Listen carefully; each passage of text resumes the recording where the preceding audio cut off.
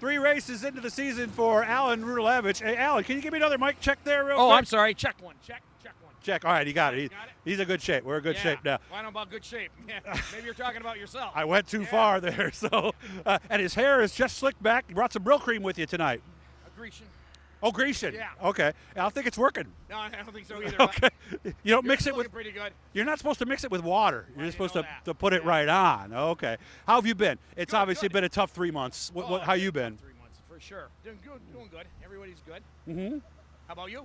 I'm doing all right, man. You're looking good. Well, let's not go that. Just like with, let's not go too far here. You know? So, all right, with the pleasantries over, and yeah, I'm fatter than I used to be. That's why I'm on this side of the camera and not over there with Hollywood himself. Yeah. I'll save that to another time. So, did you get back to selling cars at least? Yeah, last Friday. We were lucky enough to sell a couple in the last couple of days, so everything's back to normal pretty much. By appointments and, mask on, but we're doing good. Everybody's healthy and everybody's doing good, so hopefully it'll be business as usual. Did I see another Rudalavage in Victory Lane here? Yeah, he showed me up already. My little brother, baby brother, with the Sportsman last week, had a really good run, a really fast race car. Bob Frazier set it up, and they got it in Victory Lane. Why is it Bob? It's Bob Frazier. Oh, yeah. okay. I didn't know if he had a Yeah. problem. Now, what did the guy say? You have a lot of shock knowledge, that you've learned a lot about shocks? Yes. I'm trying to learn that from Bob, but he's teaching me slowly but surely. Mm-hmm. So it's coming along good, yeah. Okay. What have we learned about the car so far? Not too much. We went to coils first time ever tonight, so we're going to experiment with that a little bit. Hopefully getting some the car better than with the bars here.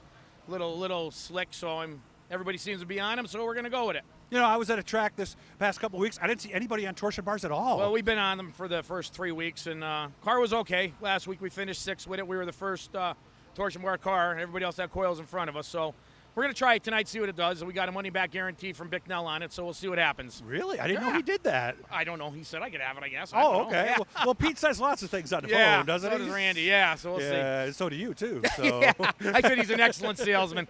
You looked like you might have had the win in the heat. Did you like the way it felt? Yeah, the car was good. We had a good starting spot. Track was okay. Sun was brutal out in 3 and 4. Wasn't it? Yeah. So we just we were in a qualifying spot in the redraw. So we just hung in there. We redrew 8th.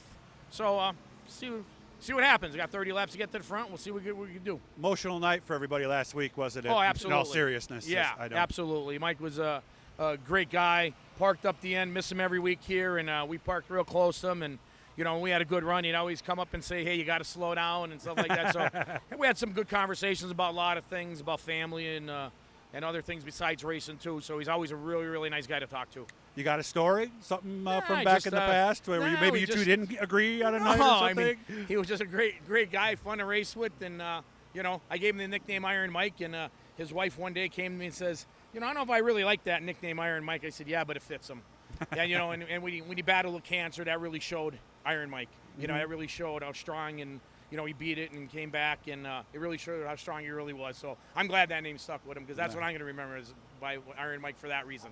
Well, someday when we do reach that big racetrack up in the sky, yeah, he'll be there to give you some tips. And I'm sure he will. Until you're doing it all wrong, right, Al? What the hell are you doing out there? Yeah. You ran in the side of me. Everybody else tells me I'm doing it wrong, so why not one more guy, right? And not just the racetrack, right? right? Yeah, so how's everybody away from the racetrack? Good. Everybody's good. I had my first granddaughter was born in congratulations right before Charlotte weekend, so nice. She's doing great.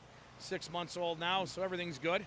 Mm-hmm. I think my daughter had her on a Wednesday. We flew out to Charlotte for the World Finals on Thursday morning, come back Sunday, so that was a really nice thing. So enjoying time with her right now. Nice. Yeah. Now, how about your other side of your life, working with the department and everything? Have things been slowed down at all? Yeah, a little bit. Not as many people traveling, and I think people are afraid to go to hospitals at this point.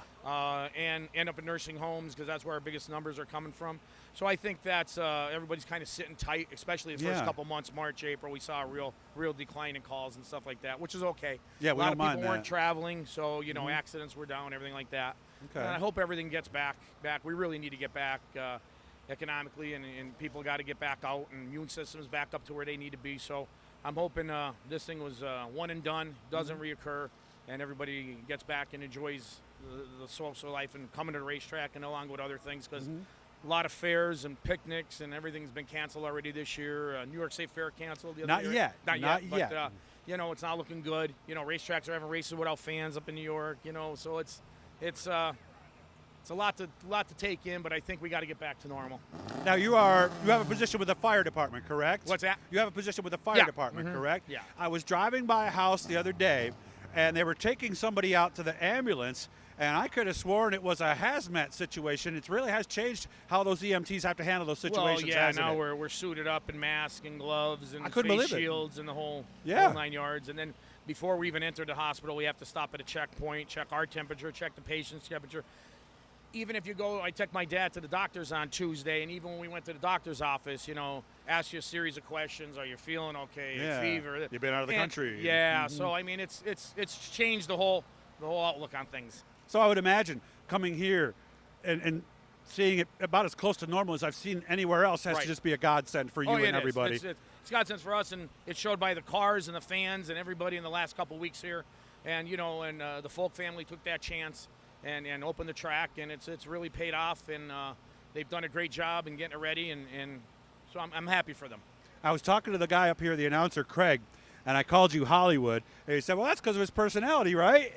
And I said, oh, no, we never found any of the tapes for the old Army-Navy store. I burned all them. Yeah. There's no you don't chance, want to see me standing here in my underwear. Yeah, it's not a good sight right now. Well, we could open up a whole new YouTube channel, right, Alan? You know, kind of like a fireman's calendar, you know, race car drivers. I don't think we'd sell too many. You know, we'd go broke for sure. No. Well, there's categories for everything on the internet nowadays. So yeah, TikTok. Got to be a niche audience there somewhere, right? Very, very niche audience.